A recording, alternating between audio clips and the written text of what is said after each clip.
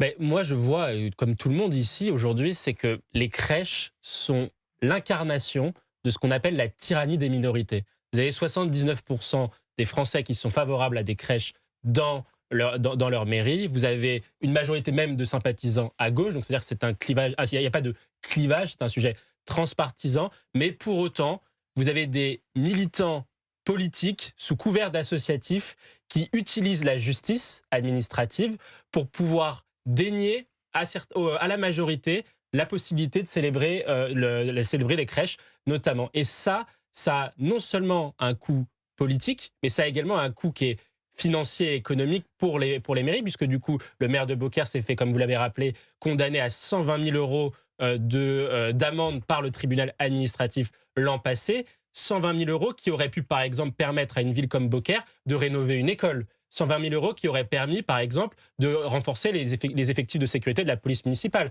d'installer 20 caméras de surveillance. C'est ça aujourd'hui c'est à ça que doit servir l'argent d'une municipalité. Ça ne doit pas servir à payer des amendes sous prétexte que certaines personnes qui se représentent qu'elles-mêmes imposent un agenda militant en utilisant la justice. Et en plus de ça, ces mêmes associations sont financées par le contribuable, puisque la Ligue des droits de l'homme, je crois, 50% de son budget dépend du contribuable et donc de Nicolas qui paye. Tout à fait, ils sont pas loin, au contraire, ils sont dans cette, même pour Sébastien de Logul le revendique, pour lui la police tue.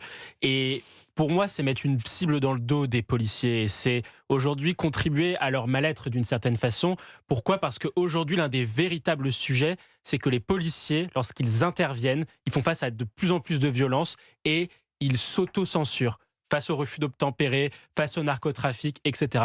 Pourquoi cela ? Parce que vous avez des discours dans le débat politique qui disent « la police tue » et qui, du coup, font en sorte qu'aujourd'hui, les policiers sont les agents de la fonction publique les plus contrôlés de notre État. C'est-à-dire qu'il y a tous les jours, il y a 3 enquêtes de l'IGPN, donc la police des polices, sur un policier. Et c'est ça aujourd'hui le véritable problème.